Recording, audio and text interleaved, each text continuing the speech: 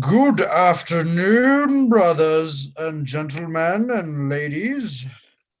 I think you are all aware of what is happening on this live stream right now. That's right.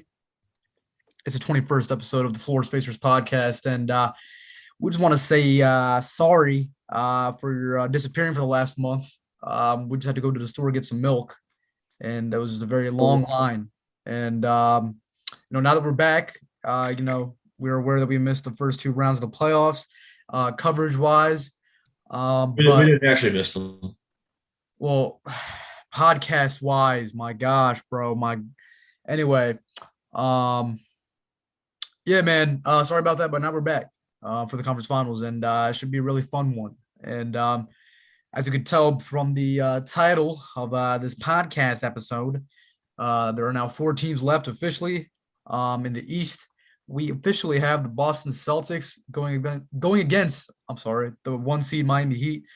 And over on the West, we have the Golden State Warriors going up against Luka and the Dallas Mavericks. And gents, of course, in order to really get started, I think we should really, work our way from the back, in it. And I think, top of the agenda list is definitely what happened, what happened last night, and the humbling that happened. We were smoking in that Phoenix Suns pack.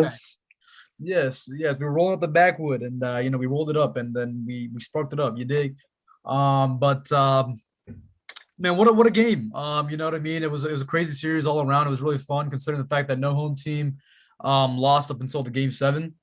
Teams were just going back and forth. And I mean, what Dallas did last night coming into, enemy territory, and Jason Kidd, even though we kind of critiqued his coaching this season, his defense has been absolutely outstanding, and that was not an exception last night, or was it last night? Am I tripping? Yeah, it Yep, was last night. It was last last night. night. I just Yeah. want to while we're on that Jason Kidd topic, I'm super impressed with him, and I feel like he just watching the broadcast, I feel like he's like one of the only coaches where when they show like those coach mic'd up moments where they're like calling plays and calling out to their team, I feel like he's the only one who's actually calling plays and like telling his team to do things on the court. Unlike like when they show that one clip of Doc Rivers, just saying like, "Yeah, guys, we're down by a lot. Let's start playing with some energy. Come on, guys." Oh, thanks, Coach. Yeah, you don't say. He's definitely like he's definitely upgraded himself. What do you mean? Like improved. I mean, improved For from like sure. the Brooklyn days. And Like Milwaukee, I think he from was not very good in either of those situations. yeah, but then came to the chip year, you know what I mean? And then definitely uh he definitely did great things on Vogel's staff. I wish we kept him, but we weren't gonna keep him from getting a head coaching job himself. So that was great. And yeah, like yesterday, like the just watching. First of all, I just want to say I am a really happy man uh this evening or this afternoon, as you say, because I mean, it would have been better uh if Milwaukee team got. won. I know, yeah, we could have gone 2 for 2, but Yeah. I'm a Sorry, Miami I fan. don't hate watch. Oh well, that's all right. But I I just mean, I enjoy am I a just enjoy the sport for what it is. nah. I mean, we'll get to that. But either way, I'll be a Miami fan for the next week and a half, however long that stays. But like, I love like the Dallas's like energy was really contagious. You could see like, well, from the get go, from the start, everyone was on their toes. You could definitely see their energy was way past Phoenix. Phoenix came out with no. I feel like they took the game. They came out of the gates with no sense of desire. They came out of the gates with no, passion. I feel like what they did in the regular season, you couldn't tell what if that they did that watching the game yet last night. And of course, you got to credit.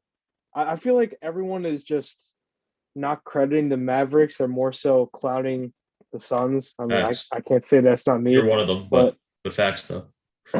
yeah, I mean, I'll admit it because I'm enjoying my time now. But like, I don't know if I can't really see.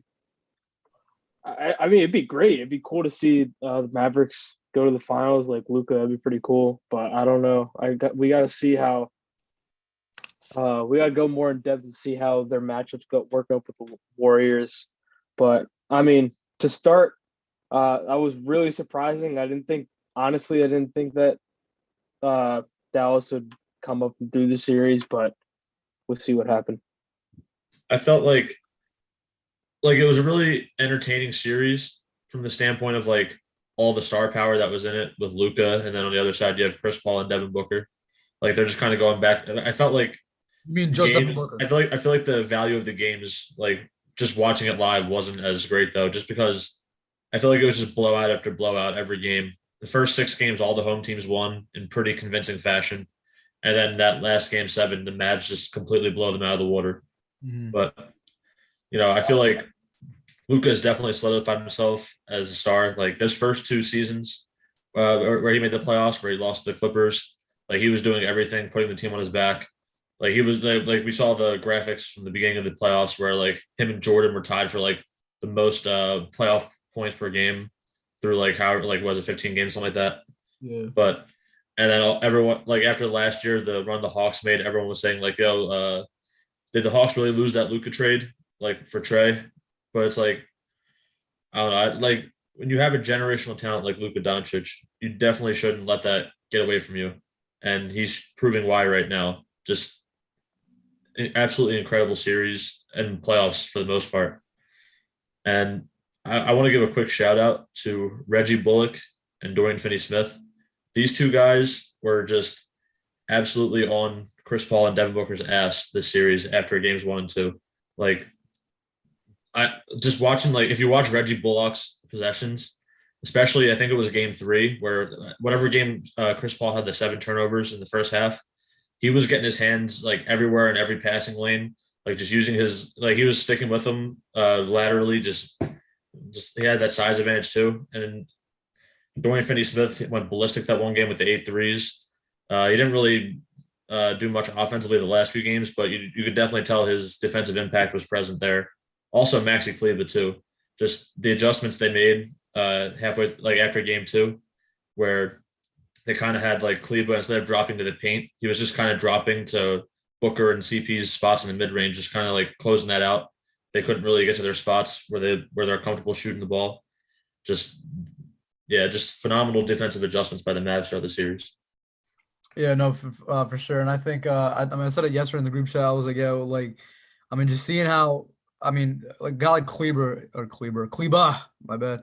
I think like last year when I was watching the Mavericks, I was like, okay, like this dude's cool. He can space the floor, and then I mean his defense didn't seem like anything too crazy. I was like, all right, but this year, like I was watching the game yesterday, and like you could see how like he'd rotate over and he'd kind of protect the paint a little bit, and he's also getting in passing lanes as well. And I think it's like that's really cool to have, just having that like true like that's like it's like he felt like what was his name? Like, he felt like Mirotic with defense. You know what I mean? Like it was a good watch, and like I know, and I think that's a great point too because I think all of Dallas's like supporting cast definitely showed up. I mean, not just even like in this series, the series before as well. And I mean, you see how like even guys like Nate Keena is coming in playing defense. And he was harassing Booker and Chris Paul off the screens and all that, and getting in lanes as well. And Don't sell your Frankie Smoke stuff. yeah, exactly. And yeah, just credit to the whole entire team. I thought like here and there, I thought like Powell gave him some good minutes as well, like in spot minutes, I think. And then just in general too, like Dinwiddie, even though he's still not as consistent as you want him to, like even yesterday, like you see the talent, or you see the value of like a half court creator in the NBA. Like sure, like he might not always be on, but if you had a game like yesterday, you just come in and drop 30 off the bench once Luka goes sit down, like that's insane. You know what I mean? So again, like just major shout out to all the Dallas guys. And Aaron, it's a good point what you said too, because I think yeah, a lot more people are giving like the Suns shit than they are giving the Mavericks props, and I think that is kind of disrespectful. But like, I think this series definitely like has me a lot more attentive because I mean, especially going into the next round, which we will talk about. I guess I'm gonna be talking about right now. But before I really go on, because I think the funniest thing is like I think like last year before, I'm like, all right, like Luka is really great. Obviously, he's still young, But like I didn't see enough from the team to kind of really have like confidence in them and be like, okay, like I can see them making the conference finals or whatever like that. But again, like another major credit to like the front office as well for putting together like an actually like a well-oiled team and actually like a competent team. You know what I mean? And like having guys like Brunson come in and Dinwiddie come in and giving you, you know, points. You know, when Luka doesn't have to do everything, and you have like perfect role players. I mean, imagine if Tim Hardaway Jr. was playing. You know what I mean? Like, it's like there's a lot of things with this team that kind of make me happy now because, like I said before, I was a lot more skeptical, but now I think I'm a lot more confident. And I think there was like a tweet today that I saw, and it was like, um, yeah, like what's the conference finals going to? And everyone was saying, oh yeah, Warriors in 4 or 5. And I think if you want like I guess like transition now to that, I think the problem with about that is I think the Warriors have been kind of weird in terms of I guess like consistency. I've been kind of saying this ever since Clay got back. His shot selection has been terrible. I mean, I guess it's kind of better, and I think he's kind of found his groove a little more as playoffs started to go on. But at the same time, like it's still not. I don't think it's like still a Clay that you can really depend on entirely. Wiggins, I mean, he's back to like a really good like role player level. I don't think he's playing at his all-star level anymore. Draymond's still doing his thing, but I mean, there's obviously like incidents here and there that he's still got to watch out for. And I think some plays you can still kind of see his age. I feel like, but that's like the issue with the Warriors for me. I think, yeah, it's like you don't really know like what you're going to get from a certain player.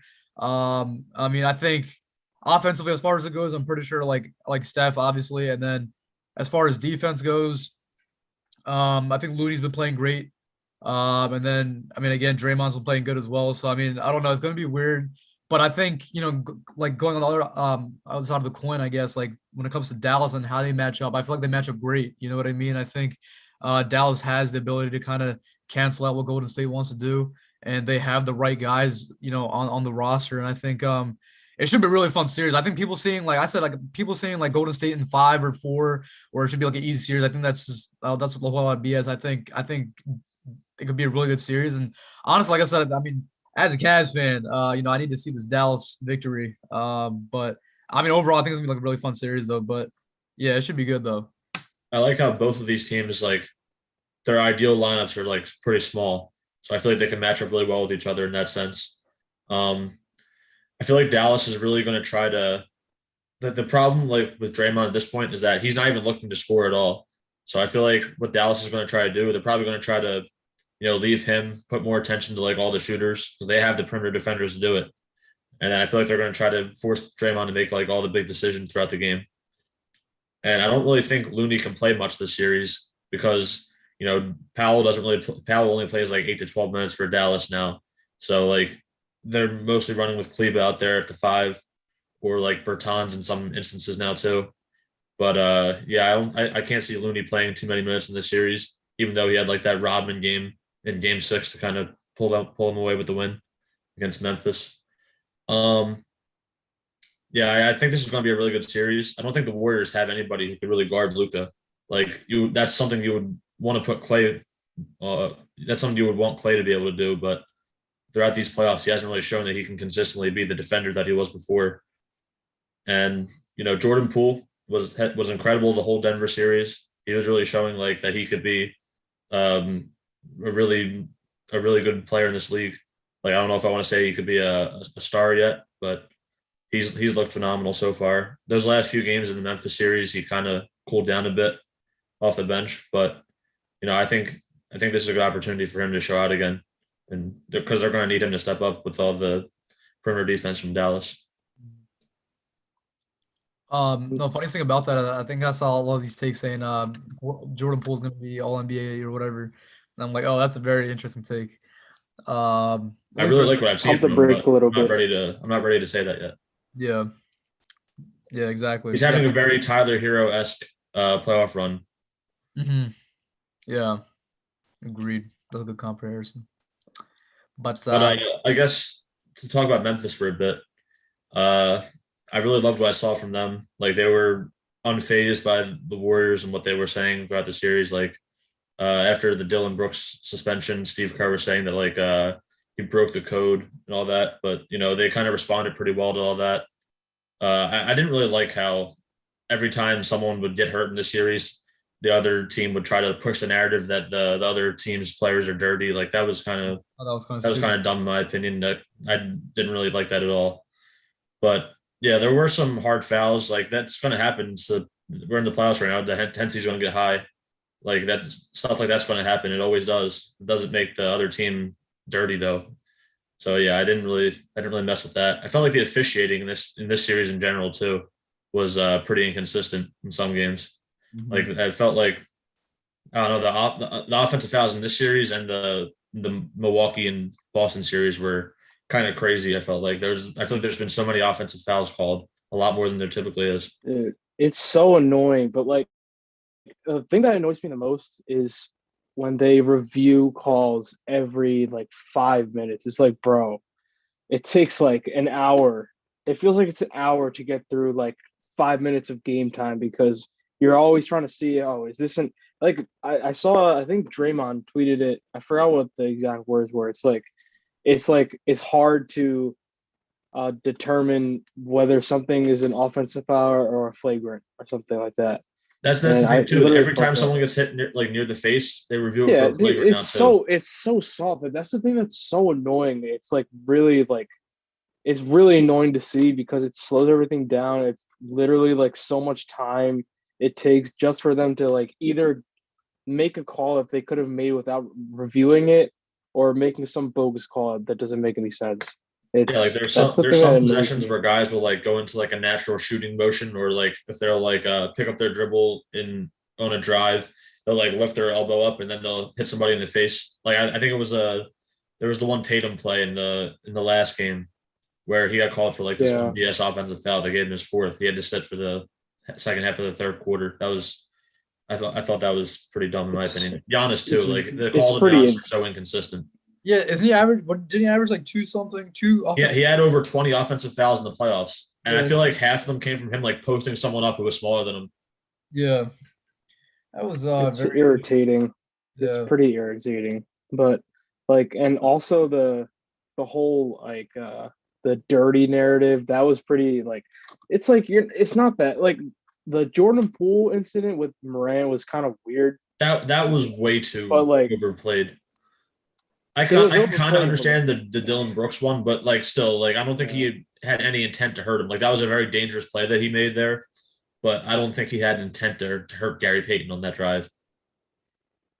I mean, it's like it's all like I don't want to say it's all soft, but like it's just like nothing's gonna happen. Like it's all like I feel like most of it is so like over dramatized and stuff like that, and like just that added up with like all the all the offensive fouls and technical fouls and reviews and stuff. It's just so unnecessary. That's the thing that really like annoyed me, and it has been annoying me. Yeah, speaking of Like which, it's I think been that's a good point too, because I think what in the Boston series, like I think there was that one play. I think Giannis, I think when he dunked on Horford, I think like he like mean mugged at him, and then they give him a technical right after that. It's like, bro, it's the Oh too. same yeah, It's dude. play, so bro. soft, bro. It's like I don't understand it. It like, and it's never consistent either, really. Like one like officiating crew is gonna call something different, and like I feel like there's no consistency at all. Yeah. Back to Memphis though, like I don't know, I really like the way they played. Obviously without Ja too, like they put up a fight in both of those games. They won the first one by almost 50, which was pretty ridiculous. And then the whole whoop that trick thing was pretty funny after Steph said that in the interview. But yeah, then the Warriors got their stuff together in Game 6. It was like I like how the Grizzlies, like Desmond Bain and Dylan Brooks, picked the perfect time to start like kind of showing up once Ja went out.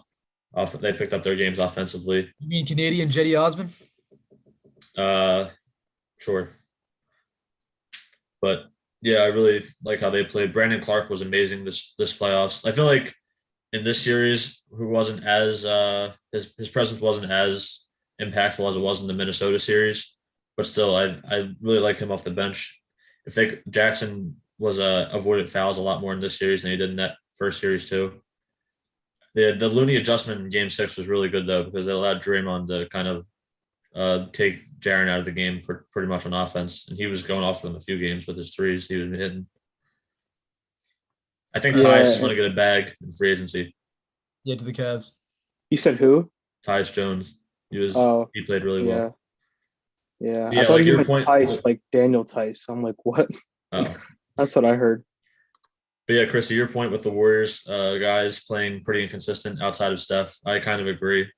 Uh, they're going to need to find someone. They're going to need someone other than Steph to really step up this series and play up to par with how they've been playing. Yeah, that's what I'm saying too. Because it's like you see how easily, Dallas came out and kind of neutralized it, and that's the one thing I really saw yesterday. Like, bro, like they were flying around the gym. You know what I mean? Like they were closing on everything, and they were rotating like perfectly. And like there was that mic'd up moment where, yeah, like you said earlier, like kid was like, yo, like stay down, stay down. Stay right next to Devin Booker. Like even though like Book was like, well, like 30 feet out and all that. Mhm. Like just seeing how like elite their like perimeter defense is, like that's scary, bro. And I feel like apart from Steph, like they can, yes, I feel like they can hold everyone, like they can like restrict everyone else on the Warriors. And that's what I think is kind of, I guess, worrying if I'm a Warriors fan. Because again, it's like, yeah, like Poole, like he's kind of cooled down a little bit. Like I said before, like Wiggins, like I mean, he's been having like he has some clutch shots, like especially in the closeout game, but I mean, still, it's not really like the whole All-Star version we saw of him. And like just in general too, it's just like, all right, who's gonna step up now? Who's gonna be like the release valve? Because I mean, we saw how, again, like I said, like we saw how Dallas kind of just shut down, Devin Booker yesterday, and that kind of just trickled down, and then then they started clamping up on CP3, and then Mikal, and then speaking of, I think what Aiton finished with what, like 12 points or something like that, Mm-hmm. and he asked for an early exit, which is a whole another like rabbit hole in terms of when it comes to the contract extension and Wait, he how. asked for it? Yeah, That's what I heard. apparently. Well, apparently, Apparently, yeah. It wasn't Oh, confirmed. Yeah. interesting. I didn't know about like that. they had the whole interview at the end where they asked Monty Williams about it, and he said it's internal. He didn't want to further comment on it. Yeah, And then I they saw also that. talked to Devin Booker, and they asked him about Aiden's contract situation. He was like, "Yeah, that's my brother, but I want to make sure that our top priority is that he's mentally in place. So whatever happens, happens." Damn. I actually didn't know about that, but yeah, man. Nice.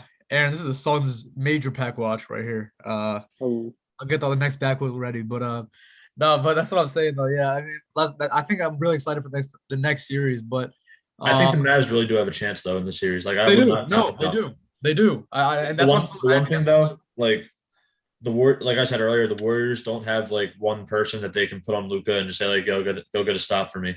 Like because the Suns did that with Mikal Bridges, who was the runner for Defense Player of the Year, and Luca was torching him the whole series. I've never seen anything like it. Yeah. Like Mikal get just beat off the dribble like that. But and also another thing that I think is pretty big is that in that Phoenix series, Mikal, um, Cam Johnson campaign was completely played out of the rotation. Like they had Shannon playing backup point guard the last couple games. Yeah. But those guys who were like pretty big for Phoenix in the regular season, like who were relied upon to hit 3-point shots in the corner and everything, their shots were just not falling in the series at all. Like so that led to Dallas, like especially in Game 7, like they were running a lot more double teams on Booker. Chris Paul looked like he was not 100% in those ever since like Game 3. Like so he especially like he looked like he had something wrong with his right hand. So he was like he wasn't very engaged in the offense. Like there was some possessions where he was on the floor with like Shamet and Torrey Craig in Game 7 where he was just letting them run the offense. It seemed like he was pretty disengaged. But yeah, I think that there's going to be a pretty big difference between like having Mikal Bridges, Cam Johnson, and Cam Payne beat you than like when they're worrying about Steph Curry on the Warriors. You're going to have Jordan Poole, Klay Thompson, and like I guess Otto Porter there to splash threes. Yeah, no. I mean, but like I said earlier, yeah, that's also a good point as well. But I think if Dallas comes out and they play like at least like, well, I mean 4 games ideally, but if they play a lot of the games with that same intensity, I feel like, yeah, they have a realistic shot to win the series. You know what I mean? I think it's gonna be very fun. And meanwhile, you had Mister I'm gonna go get a pedicure before the game, aka Boss Man 99, coming up short. Mr. Buzzkill. I mean, it was great. It was just great. Listen, like, look. All right, look. Obviously, I love the NBA. I watch every team, and like I was saying yesterday, all right, like when teams I don't like when they're rolling, you know what I mean? I'm like, damn, like they're really cooking right now. You know what I mean? It's not I'm not gonna give them props because I don't like them, but I mean it's fun to watch. I'm not gonna lie, but yeah, no, especially but just seeing how like like they were hype. Jay Crowder saying stuff like that, that like that's where I get annoyed. Everything else like I find, but that's where I get annoyed. He's like I'm gonna get a pedicure, all that, and then um and then what's it called? And then them bulls like they're like grind don't stop, and they're doing like 30 push-ups in the tunnel like after the game 4 win or whatever, and they're like posting about it and all that. And then Devin saying oh the Luka special and all that.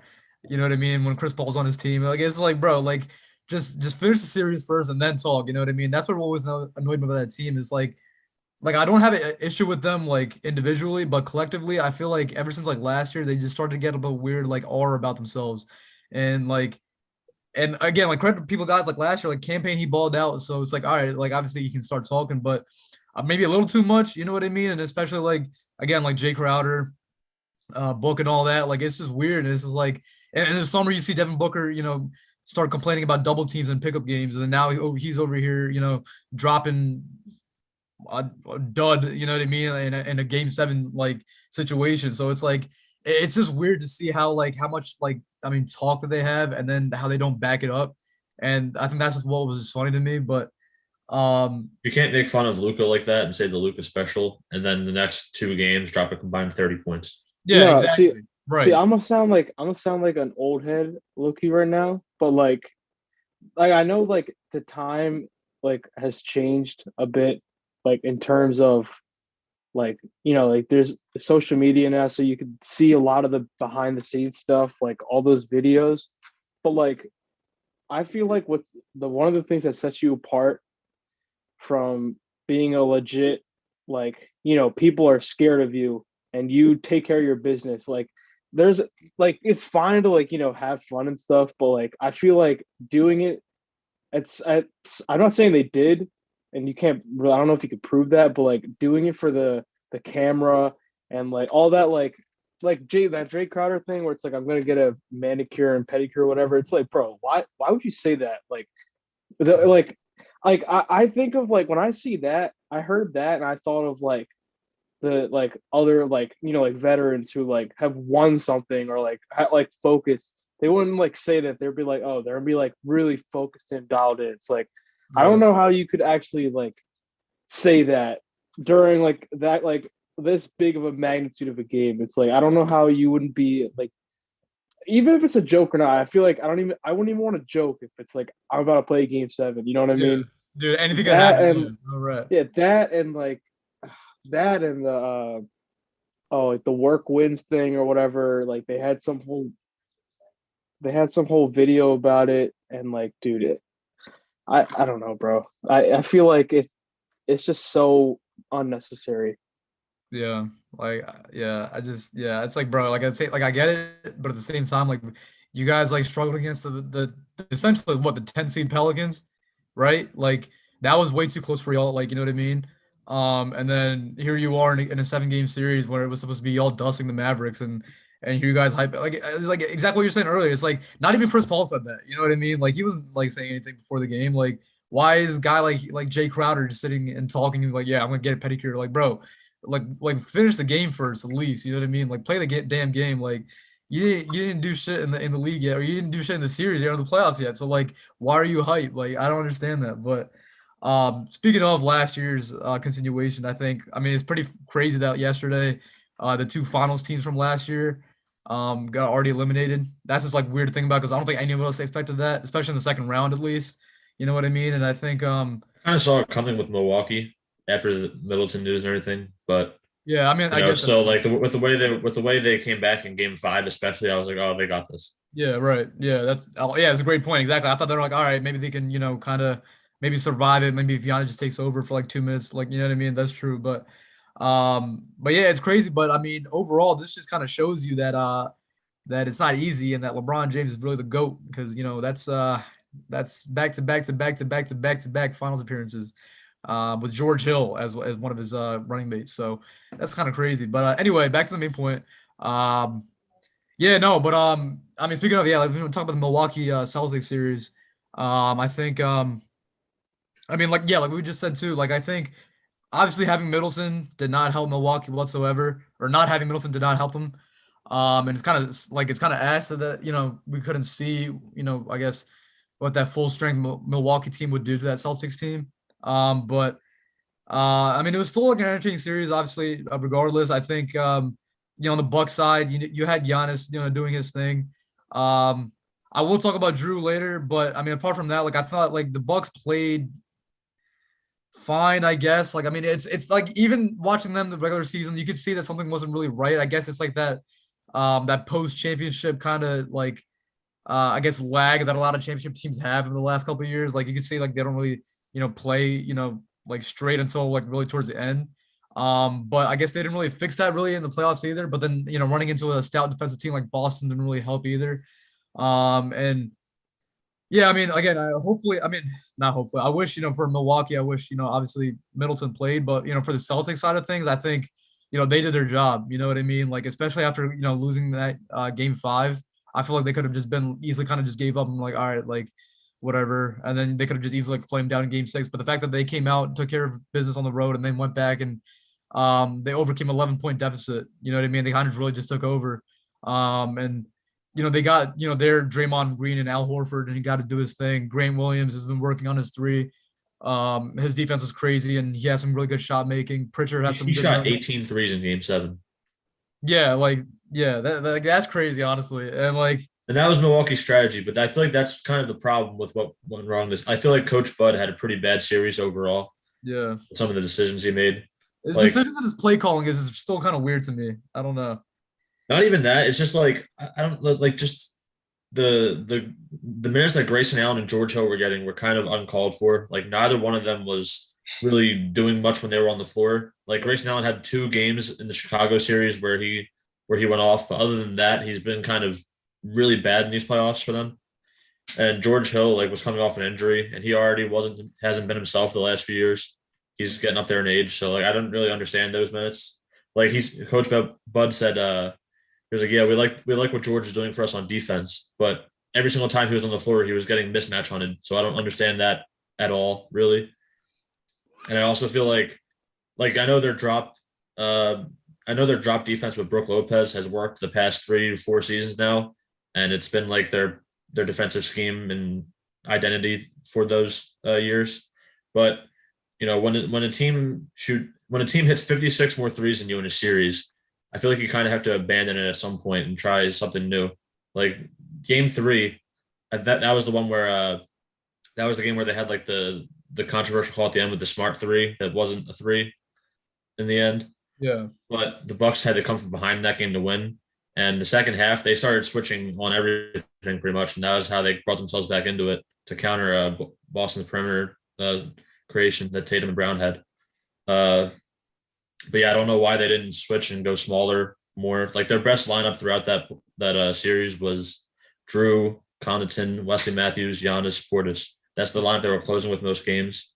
Game 7, they just kind of completely abandoned that lineup. Brook Lopez played like 33 minutes when he hasn't really been himself these playoffs, to be honest. Yeah, I feel like Bud definitely could have coached a better series. Yeah, no, that's what I'm saying. He got off to that good start, and after that, I was like, all right, whatever. And that's what I'm I'll saying tell you too. why. I thought they kept him in so long. Yeah, exactly. Yeah, and that's a great point too, because it's like, yeah, especially in the second half when they started like losing control of the game. Like, why wouldn't you start switching everything and when that drop isn't working? You know what I mean? Like that's the thing. I guess I mean I don't want to always get milk, but I mean I have to because he's my team. But like I said before, like our defense and Milwaukee's defense is pretty similar in terms of that lengthy lineup where we kind of play like drop a little bit and we kind of leave I guess like shooters there. And like I guess try to bank on the fact that like they might miss. You know what I mean? Like that might not always work, and we've seen it like not working like literally yesterday. So yeah, that's a great point. I don't know why they didn't really switch up their scheme, and that's like I said, that's my issue with Bud. And actually, Aaron, before I go on the rant, do you want to say something? Mm-hmm. Yeah. So, come on, go. Oh, you said you asked me to say something. I said you want. I thought you meant you want to say something to me. No, but no. I was just saying about to go on a no, rant. Mm. no. I mean, that's basically it. It's just like you just can't be stubborn in those situations with the whole drop coverage thing and allowing him to shoot, like allowing like Grant Williams to shoot and all these guys. Like you can't. I feel like in this kind of situation where it's do or die, you got to take some chances, and you just got to live by the results. But if something's clearly not working, and you have limited amount of time to switch that and fix it, you shouldn't be stubborn. You gotta switch things up. But I mean, that's really all there was to it. You can go on your rant now. Oh, no, I mean, it's like, I mean, that's facts, but it's not really much of a huge rant. But I mean, I've seen a lot of like takes on Twitter about this especially, but I want to talk about my boy Drew Holiday because I think people started to kind of sour on him for some reason. Um, He, and it's probably because of the very, very like obviously everybody Shot knows Drew selection. is an elite defender, but he can be very erratic on offense, on offense, no, that's what I was about to especially when say, he has right? to carry such a heavy load as he did in this series. No, and that's what I was about to say. Like that's my issue with this series because I feel like yes, like his shot selection this series has been like really really odd.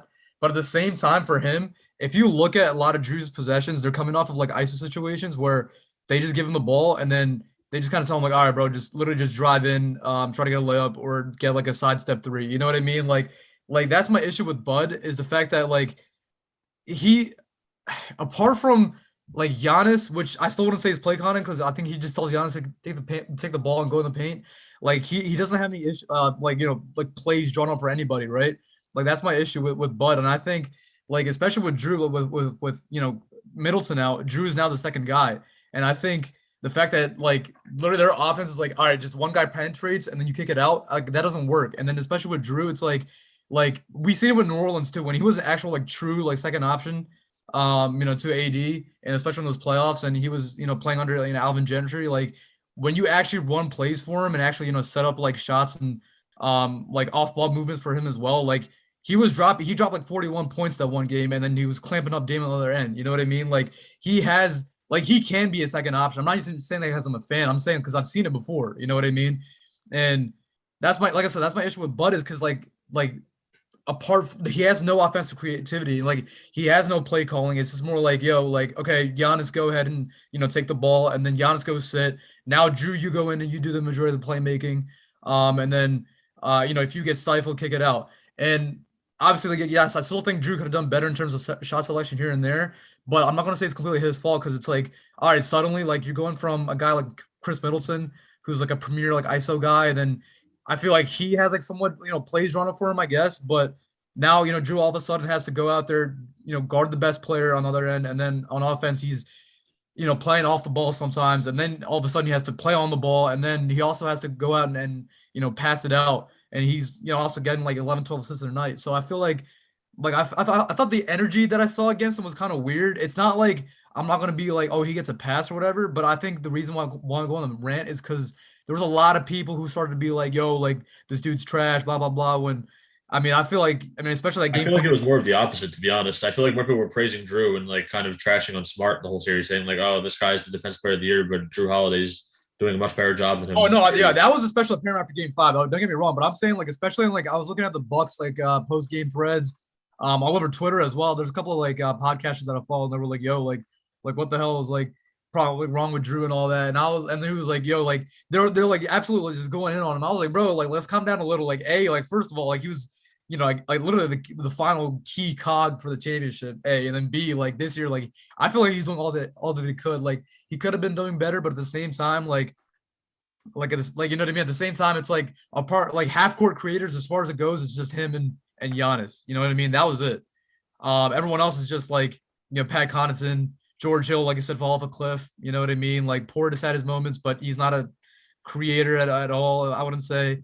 I feel like unless Brook Lopez is on the floor, like even when he's on the floor, like Milwaukee, like never, I feel like they don't set many screens at all in their offense. Like Yeah.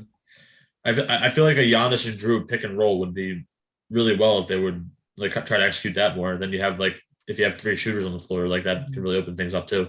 Yeah, right. Maybe like a 4-5 pick and roll with like Giannis like Brooks. I don't know, like just something. Like that's my issue with and like it's not even just the Bucks thing. Like just going back to like like the Hawks series, like way back when. It's like he just never did anything to kind of you know be creative. That's why we blew him out like majority of the time. Like that's why like Horford wasn't doing much in the playoffs those years, and Korver was like a shell of himself, and Teague didn't do his thing. Like it's because like he has no like adjustment. He really doesn't do anything. It's more like, all right, dude, just take the ball and then just do whatever you got to do. Like props for winning a championship last year, and I guess he did make some adjustments last year. Like that was cool, but I mean, it doesn't seem like he learned anything from it. You know what I mean? Like it's weird. Like that's my issue with him, and then that has a like a chain reaction to one of my boys in Drew Holiday, and I don't know. That was just that's my rant, but I don't know. But yeah, Sean Roy, I love you. But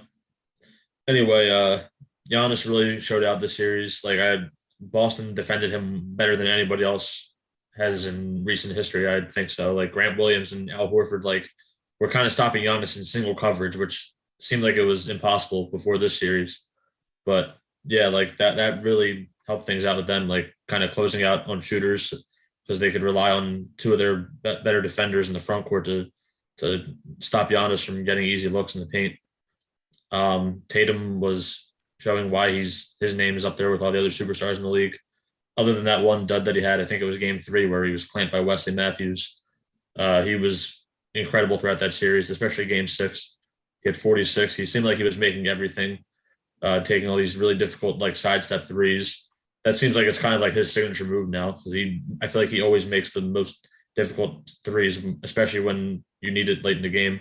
Yeah. Like Jaylen Brown, like kind of started off pretty slow in the series, but he really picked up and played really well on both ends throughout that remainder. Like he had that one really abysmal game from 3. I think it was game 1 where the Bucks blew them out.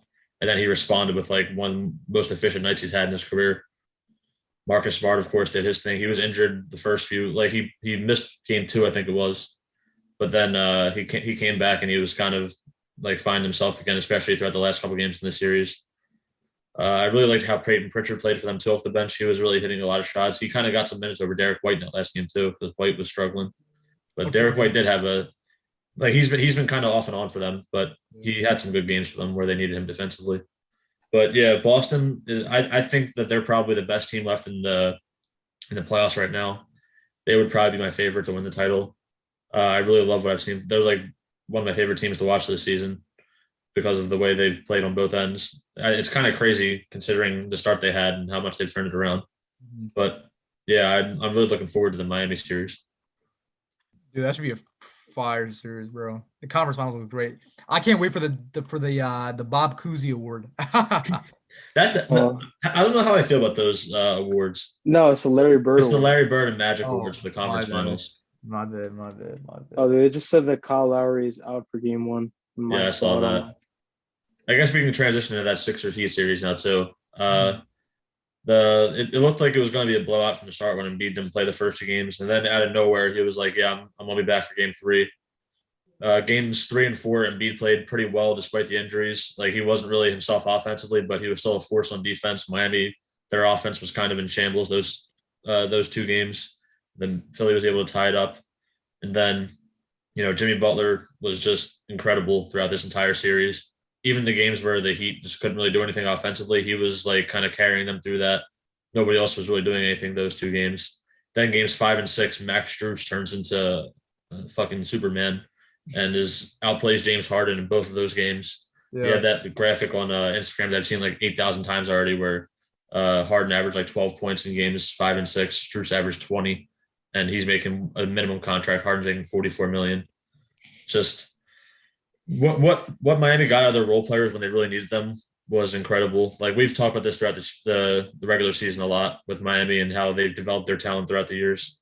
Gabe Vincent, when Lowry wasn't really playing well in those 2 games when he came back from the hamstring injury. After Lowry started sitting out again, Gabe Vincent went to the starting lineup. He played some really good defense. He had some timely shots for them. He's a pretty good playmaker too. Like he doesn't have the ball in his hands too much, but when he does, I feel like he's a really good decision maker. Yeah. Like we already said, Strus was on fire those last 2 games. He was like he got like 12 boards in 2 straight games too for them.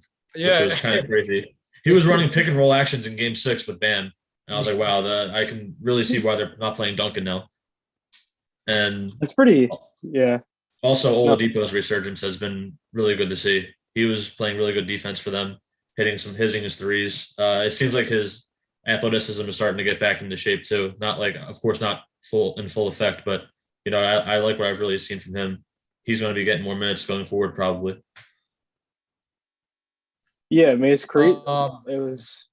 Yeah. Oh no, it was crazy to see like Robinson from the run he made like from the finals and like all last year and stuff, and now Even he's even the first can't game of the even. playoffs, Yeah, like he he had can't get a 8 spot threes. in the rotation now. Like it's pretty crazy. Like once he signed that deal, it's like it just all kind of went downhill. And but like speaking of like the whole series, like I feel like the biggest eye opener is definitely like Harden and that whole, like I just remember like the first game, the first two games Harden had, like the hype train was like very like super high, like and it was insane.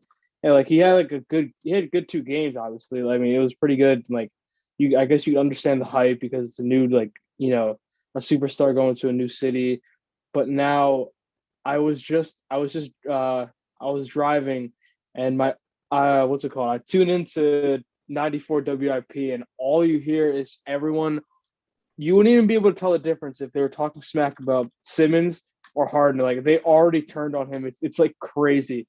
Like I didn't expect anything less. Is that everyone's turning on him already? But just like the one fact I saw to the stat, it's like he shot as many shots as Simmons did in that game 7 last year, and that's crazy to think about. Like I don't know if it's too much of an injury related thing because he has been playing and maybe his body's catching up to him.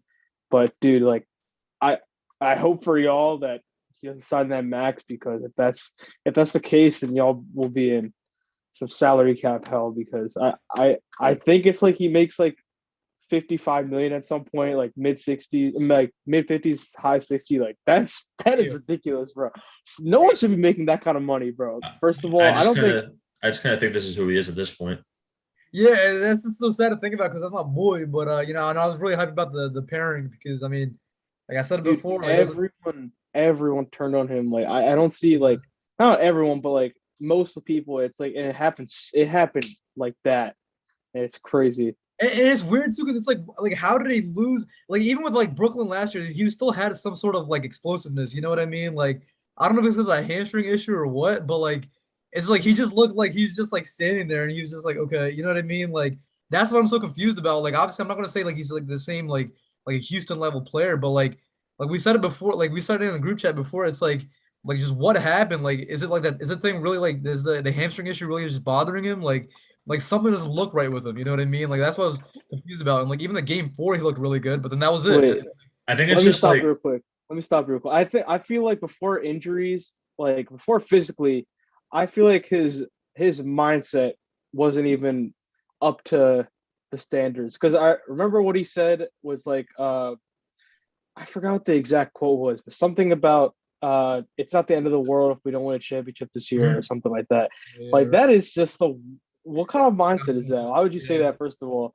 I, But that's one thing. I just want to chip in. Not before physically talking about his health. Like that's just the wrong mindset to have. yeah. no, you kind of hit it on the head. Like I was going to say that you see like other aging stars like LeBron, like what he does to keep his body intact all these years. Chris Paul going vegan to like kind of keep himself in shape. Like James Harden doesn't really put in much of an effort like these other guys do, Uh, and like kind of trying to like keep his body in good shape or anything like that. Like you see every season, he kind of plays himself into shape. Oh, okay. dang. But Yeah, that's fine. I'll just download it later, but I think it's still live. But yeah, just keep going. But yeah, like I was saying, I just kind of think that's who he is at this point. Like I feel like what you said about him saying that it's not the end of the world if we don't win a title.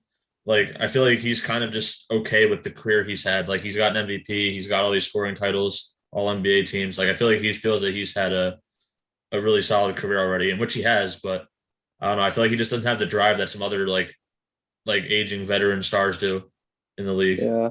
But yeah, like I said, like I kind of called it before, where like I knew we weren't going to get Houston James Harden when we were trading for him, and I wasn't completely against it at first, but like kind of seeing how, especially in these playoffs, like he hasn't even like really upped his intensity at all from what he was doing in the regular season. It kind of seemed like he gave more of a shit in the regular season than he did in the playoffs, to be honest. Like he had that one really great moment in Game 4, and he had some other good games like playmaking wise, and like he would get like 20 points, but he's kind of limited offensively, scoring wise, like outside of like a few occasional step back threes and like some floaters if he can take advantage of like a mismatch, something like that. Like he's just kind of like, I feel like he's kind of like Chris Paul, but without like the defense and the bag, I guess you could say, like to score from the mid range and kind of get his own looks. It's like when you get that much older, and you're like a superstar, you relied on that when you were younger. But now when you get older, you're not able to do that. Like show your bag the same way. And I'm not saying like he's completely stubborn. He's not the only one. Like it just happens to other people. Like you just people can catch up to you now. Like before you had the like God-given ability to just go crazy, but now like you're like people are like starting to get more athletic and stuff now. Like all the younger guys are able to catch on to you, and now if you take that away, what else do you have? It just gets harder to play. But like going off that, I want to ask a question to you, and Christy, I guess. But I kind of know what your answer might be to this. But what do you think? What do you think should like? Do you think you should keep it? Well, I don't know if you want to keep this roster together. But my question is, what do you do with Tobias? That's my. I feel like that's the main thing for me is if you can, because I think the problem with the Sixers most is like depth. I think we could. Yeah. I don't know if it's the biggest concern. It probably is the biggest concern. It's definitely out there. But like I feel like if you can get rid of one person, because they're not getting rid of Harden, I wouldn't think. After what they gave him from, they're not going to get rid of him. Yeah, they're not going to get rid of him. So like I feel like the only realistic person you could try to get something out of is Tobias in some kind of trade talks. So I'm wondering if you would rather keep him on the team, or would you explore trades? I don't know. I never heard any trade rumors about Tobias or like any packages, so I don't even know what you can get from this point. But they're going to have to give up picks, or at least a pick with him to get rid of his contract, because like I do really like how Tobias played in these playoffs. I feel like his defense really stepped up. He was kind of doing more of what we expected. Like when Harden first came, like he was taking spot threes in the corner. He was hitting them at a pretty good clip. Like besides the last few games, he kind of wasn't hitting the shots he was earlier in the series. But I like him as a player, and he's like kind of our locker room leader too in a way, because he's like the most vocal guy in the locker room and on the court. But for what he's being paid, and it's not his fault because he's not the front office is the one who gave him that contract and offered it to him. So I think he kind of gets like too much hate in that regard from Sixers fans. But you kind of have to explore a trade at this point if you want to improve your roster, because if not, you're going to have to run it back with the roster we have now. And how much different would that be? Outside of like Embiid, Tobias, Harden, and Maxey, there really isn't many bright spots on this roster. Agreed. Let me see. Let me see if I see any Tobias Harris trade ideas, which I'm not sure they're going to be. They're just salary dumps. Because either way, it's like it's basically like it's. And how many years does he have left on his deal? That's another thing. 3 or 4, I forget. It's like, yeah, that's the thing that's going to make it harder. If it was a expiring deal, then it'd probably be easier. You find teams that want to dump all their salaries, but since he has 3 more years left at least, and I'm assuming with probably a player option at the end of it, because that's what most deals have these days, and he'd definitely take it if he's making that much money. So yeah, it makes him more let me see. But I do want to give him props though, because I do really like the way he played. Like I know Jimmy was scoring like averaging like 30 points a game in that series, but Tobias actually did do a pretty good job on him in some of those games and really made things tough on him. He was just making really difficult shots. Yeah. Yeah, no, I agree. That's I mean, you guys know how I don't like him, but I mean, that is true. Speaking of, it's the funniest thing is the first mock draft I see is Sexton and Love for Tobias and Shake Milton. That's on a website here. There you go. It's on a Sixers website too. There you go. Like, dude, you can suck my get, honestly. But no, I mean, I agree with what Steve was saying. I think you had to attach a pick to him to move off of his contract. Oh my gosh. But yeah, and I think it's true too, because I feel like, especially with, what do you do with Matisse now? You know what I mean? Like I feel like here's what I'll say. I love Matisse. Obviously, like I've been riding him since we drafted him. I'll say that. But he is a liability out there on offense. And I feel like in these playoffs specifically, his defense wasn't really even all that, on ball defense at least. Like team defender, he's elite. But like he gambles way too much on some possessions, and I don't know. Like I feel like he wasn't really much of a factor in the series at all. I feel like we probably were like kind of overvaluing him during that whole like Simmons Harden trade process. Yeah. But yeah, I still love him as a player and as a person. That's what I'm saying. If I'm in the front office, I'd definitely look to maybe like even package them together. You know what I mean? Or maybe not because it's a big contract, but still, you know what I mean? I'm looking at it. I'm looking at the salaries right now, and Thibault has one more year, and then I think it's a player option for 2023, 2024. No, it's rookie deal. Team option. Yeah. So then, I mean, you could if you package him and Tobias, that'd be 41 million. So I mean, if you could find a suitable trader, maybe, and if it's like hypothetically, if you can't make a trade work, then best case scenario, if you don't make a trade work, is Harden doesn't sign that max extension, maybe takes some sort of a pay cut, so you could take that and maybe offer, maybe get some more bench pieces in. But if that, I don't know how you turn down $47 million. That like I don't see anyone doing that. Yeah. So like worst case scenario is that happens and you can't get rid of Tobias. So it's basically the same frame on top of Danny Green, that whole ACL thing. He already looked like a grandfather running around. It's really weird seeing him run. Like, I don't know why he runs like that, but then like the whole ACL thing was really unfortunate. He was actually kind of balling out too this series. No, he was. Yeah. I'm not like trashing. I'm just saying it was just so funny to me. Like seeing him run was just like, dude, it looks like it hurts for him to run. But like now the whole we kind of have to play him like 35 minutes in these games. Like now that we don't have anybody else reliable. Yeah, now the ACL thing, and that's I don't even know how he would play after that. Like I feel like I don't know if it's the end of his career.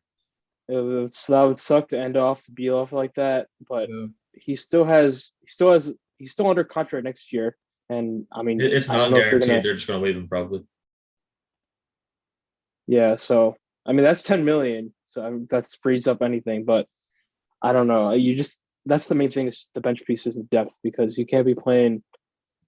We'll see that Harden can't carry that load as much anymore, and like there's a bright spot in Maxey. That's one thing that there's a bright spot on the team, that he's on that deal. First of all, he's still on his rookie deal, and like he's progressing well, it seems like.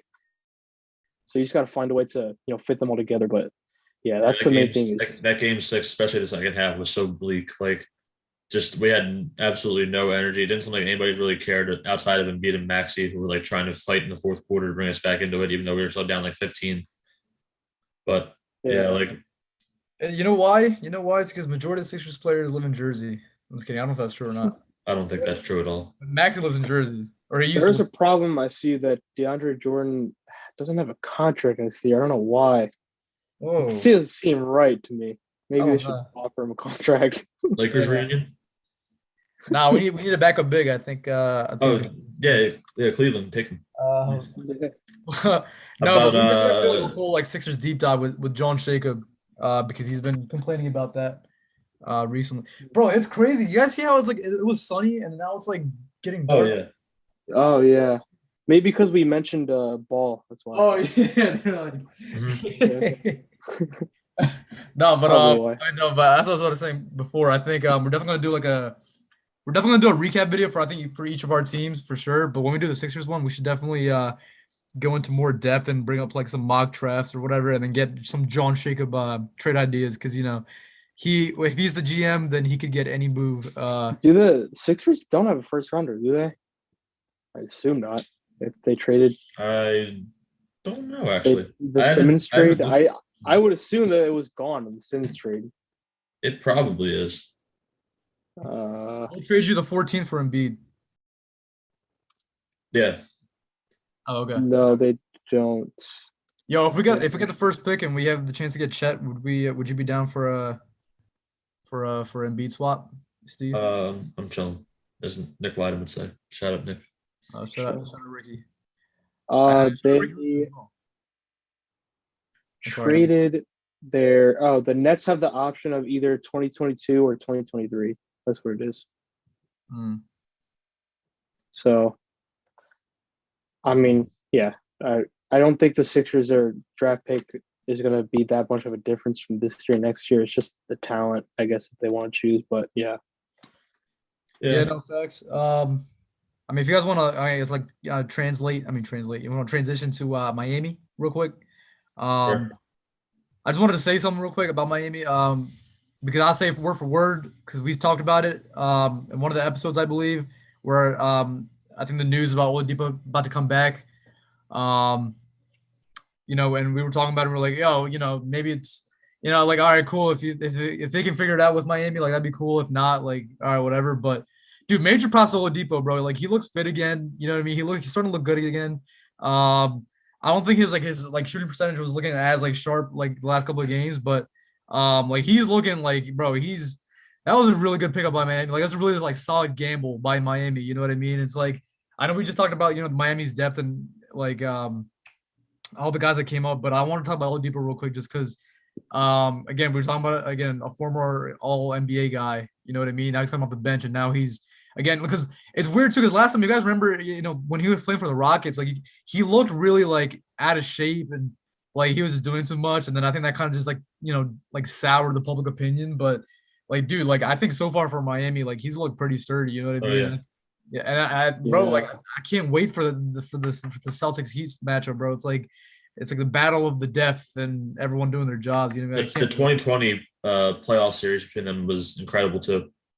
Yeah, I forgot about that. Yeah, exactly. Like, bro, it's gonna be fantastic. And it's like Butler. I want to see Butler continue to do his thing, and will Bam, shut down. Like, well, not shut down, but really like lock down. What the Celtics want to do. Like, it's gonna be great, bro. I can't wait, man. It's gonna be I'm fantastic. just really concerned about Miami's offense in that series. That's my only concern. But other than that, I feel like it's going to be like a chess match between Spo and Udoka. Yeah, no, real rap. Yeah, that's facts, bro. AKA Nia Also, Long. just since we didn't mention him, I just want to quick shout out to PJ Tucker too. It's just that dude always, but no matter what team he's on, he always manages to find himself being useful or impactful in some way. Yeah. Like he was sticking yeah, hard in that whole series.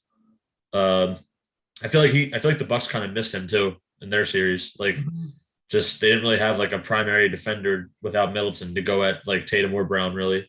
Well, of course you have Drew, but like there's two wings there. You don't have another guy without Middleton. Like PJ Tucker would have been that guy, but they weren't able to retain him. Do you And think like matchup wise? Hold on, real quick. Do you think matchup wise?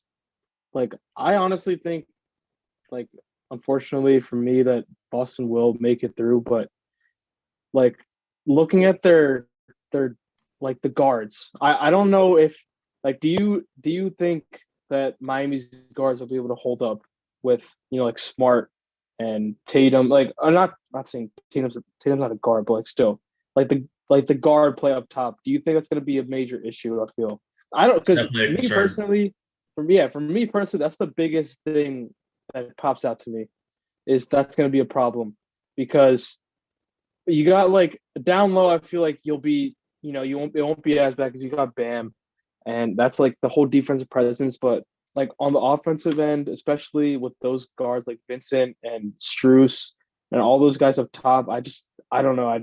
It doesn't feel right to me right now. I don't. I feel like they're going to be pretty. pretty shut down for a good amount with like Brown, Smart, and Yeah, all the that's what Dylan Steve was Brooks saying and stuff. too. Yeah, because that's the one thing that always that makes me worry about Miami is because like their offense isn't just it's like yeah it's weird they don't really have like apart from Jimmy it's like the initiators aren't really like all that like they're not like top tier perimeter threats and that's what you need in the playoffs like we've seen that time and time Yeah, and again. You know what I mean? Like Gabe Vincent's not your guy, and like that's the thing. Like that's why they went out and got Lowry, but Lowry yeah, but hasn't. look at that. Yeah, Yeah, that's and how it it's turned hasn't. out so far. Yeah, what? Yeah, right. Exactly. Whatever injury he's facing right now, like it's just weird. So it's like, yeah, it's a legitimate concern because like, yeah, what are they going to do? You know what I mean? Like, I I feel like don't they're know. definitely going to see more Oladipo in this series than they did last year's too. Yeah, Um, probably. I feel like Struess he's not a very good defender. Like he's not like I don't think he's a negative defender, but he's not like a good defender either. Like you could probably throw him on Grant Williams. Like not that Grant's a bad offensive player, but like you could probably like have him just close out in the corner or whatever. Yeah, like the weakest. Um, but yeah, you're definitely gonna have Jimmy. I feel like they definitely gotta have Jimmy and PJ on Tatum and Brown in some way.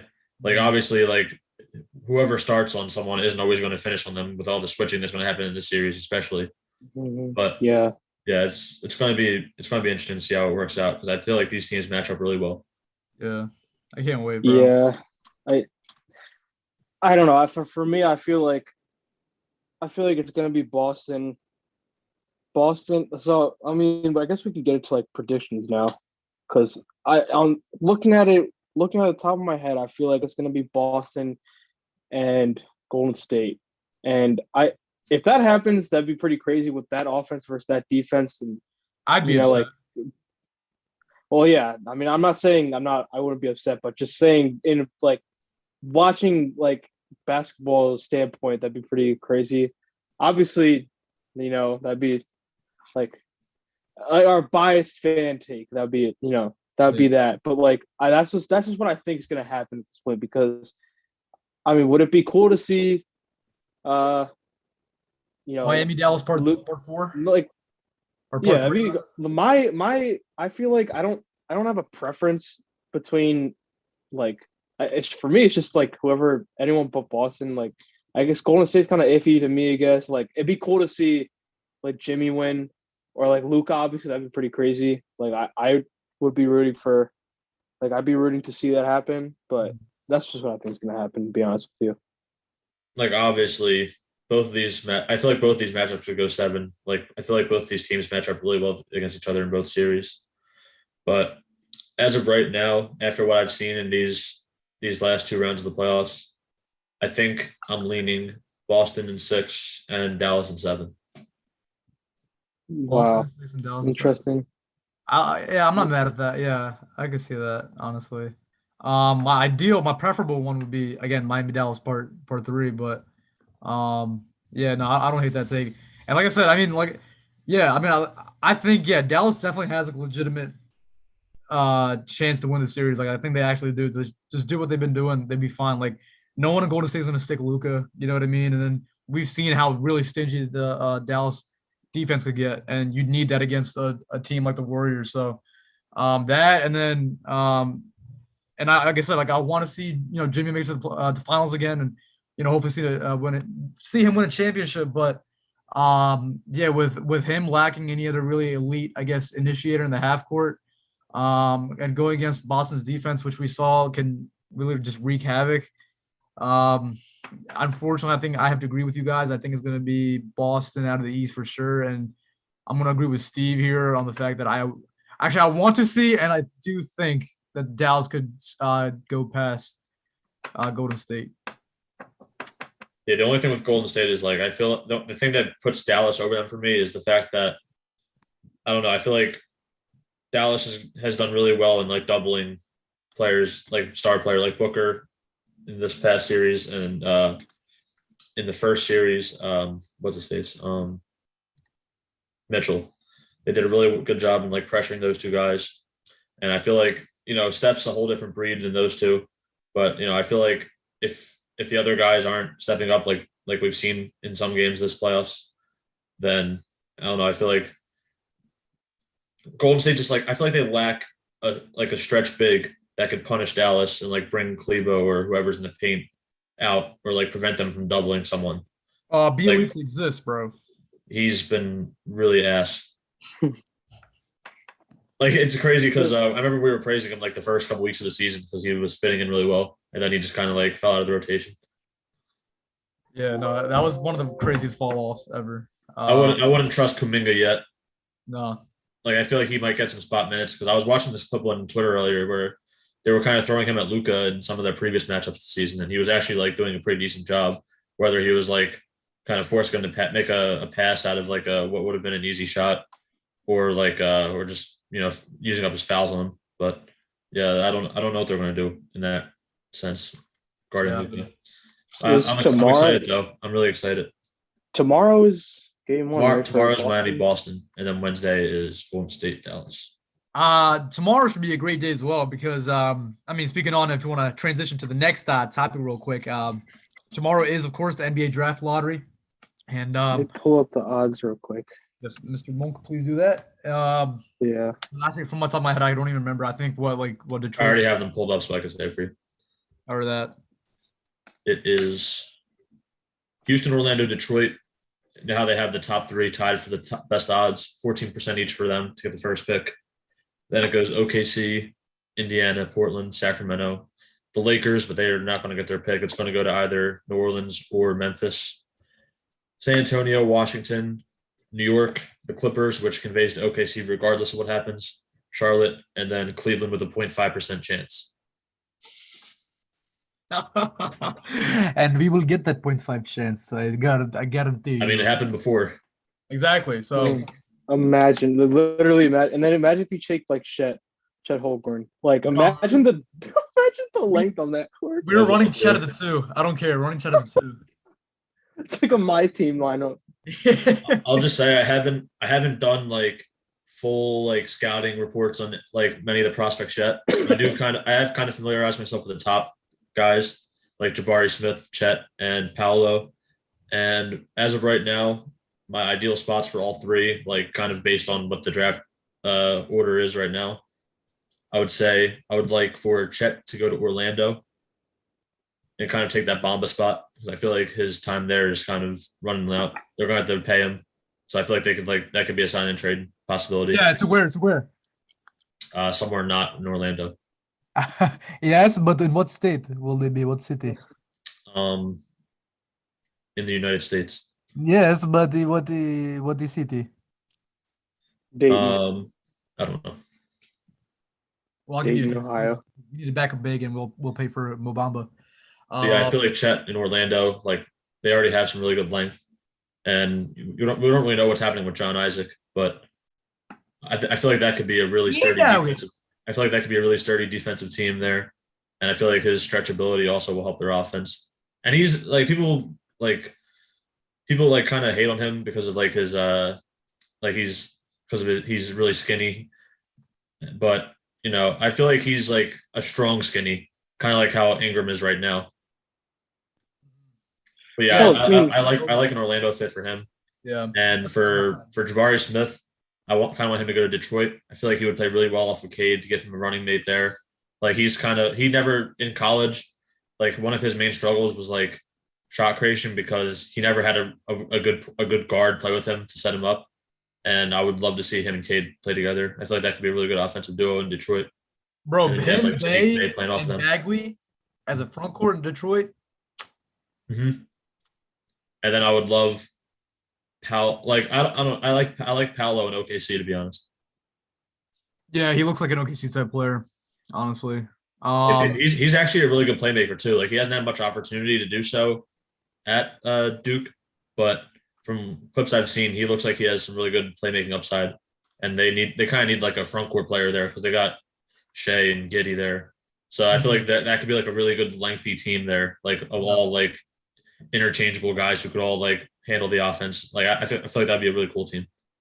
There's not many point guards in the top. A lot more front court heavy. Huh? So it's similar to the NFL. Well, there's not many point guards. Yeah, like the QB point guard. Oh, true. I see that. Yeah, I'm looking forward to it. I definitely, after the playoffs are done, I'm going to start looking more into the prospects. There are some guys I like in the late lottery, like Agbaji. I really like. I like Maturin. He's really cool. Mhm. I No, like I mean AJ. I like AJ Griffin too. Griffin's nice. Yeah, no, I've been doing a lot more like late lottery because I mean I just want to see what like who the Cats can end up with. But like Baji, assuming we stay at 14, He's I like would the most love, NBA ready prospect, kind of like oh similar to yeah, Duarte last year. yeah, like Duarte. I can see some like what's his face? What's his name? Desmond Bain type comps for him. Like you know what I mean? Mhm. Like if we get in that if we stay in that spot, I definitely want to take him. But I've been looking at guys like it was Dieng. I was watching him. He seems I really like Sohan a lot too. Sohan's nice or Sochan. How do you say it? Sohan, I think. Sohan? All right. And then I was watching Ty Washington too. He seems pretty cool. Like he has a pretty nice like spot up shot and like a pull up shot and all that. Like he seems like a low key kind of reminds me of Maxi a little bit. I didn't see too much of him, but I watched him in the tournament, and I really did not like how he played. Yeah, no, yeah, it's weird. It really depends on what team picks him up. I feel like, no, I wouldn't say he's like a BPA type pick. I feel like if you kind of need him, you take him type. You know what I mean? But because I feel like because being a backup point course, I feel like if anything, like they want to go like that route, that'd be kind of interesting. But just in general, like him, Osman Dieng, bro, who else? I was watching someone else too today. Something I forgot his name, but he's supposed to go like 10th or something. But like I think he plays for Kansas or something. No, not Kansas. Arkansas, I think. I don't know. I forgot, but I'm tripping. But there's a lot Ochai of guys. Agbaji. He's Kansas. Ochai He's Agbaji. Kansas. Yeah, No, I was talking about he's a shooting guard. But yeah, I forgot I was watching. I was really watching on the TV, but yeah, there's like so many guys, like good guys like that seem like have a good like a motor on both ends. Like dude, I'm just blanking all these names, but I've been watching a lot more stuff recently. And I'm like, Mhm. all right, it's probably the most like I guess later lottery I guess like scouting that I've done so far. And it's actually pretty cool to see all these guys. But I mean, We'll have a future people, podcast episode where we go through all this. yeah, for sure. And tomorrow we'll probably, I mean, maybe not tomorrow, but later this week, hopefully we can try to, react to the lottery and how it went out and how the Cavs got the top 3 pick. And I'm down this weekend to do like a lottery reaction plus like probably what will be like 2 games in each series. yeah, something like that too. Yeah. And I was talking to Rich too, actually. I think he's done his whole mock draft, I think, Oh, for real. already. So I mean, if you want to get him on too, so you know what I mean. So I've got a lot of good juicy stuff coming up, hopefully, theoretically, and hopefully we won't disappear again for another month. But yeah, I think gents, I think that's really it for everything. I think, Mhm. unless you guys wanted to say something. Uh, I'm just hyped for these next. We got 3 series left, and then the off season. I'm going to miss it, but the playoffs have been really entertaining so far, and I'm enjoying it. Haven't missed a game yet. Factual analysis, Mr. It's Montgomery. gonna come down to the wire. Go Miami. But yeah, basically All right. we'll see how it plans out. It's pretty it hasn't been predictable, but so I mean it has been pretty unpredictable so far, but we'll see how it goes. No, great point. And yeah, man, let's go Miami. Let's go Miami Heat, baby. And also, I'm a Mavs fan. Like I said, I was just rewatching the 2011 finals, and I just really fell in love with both teams. And now I'm a fan of both teams, and I wanted to meet up again. But yeah, guys, thank you so much. And also, quick plug. I started writing articles about the Cavs for 13 Sports. You can find them at 13sports.com. I think is the link. If not, I'll put it in the show notes. But definitely check it out because I think my first article went pretty smooth. And I got to get more on the way. So I'll vouch. yes, thank you. Of course, my brethren right here. And yeah, guys, I'm very excited about that. And we might have some crazy news in the future, perhaps, but we don't know about that yet because Sean Roy is not a human being. So thank you so much. Thank you. That makes so much sense. But thank you guys so much for listening to this podcast. If you are on YouTube, thank you so much for watching until this point. If you're on Spotify or Apple Podcasts, definitely do like, subscribe, share, follow, 5-star rating, blah, blah, blah. Last episode, if you guys missed it, we did test out the new Spotify video format thing, and I'm probably gonna do it again with this one. So definitely look out for that. And if you guys want to, watch the visual aspect of the podcast, you can do that as well. And yeah, man, definitely thanks for showing love, and we will definitely try to, get back on track and stop, doing none shit we're doing. And first we just gotta do better and watch film. But that's it for now, guys. Thank you so much, and adios, and good night. See ya. Sean,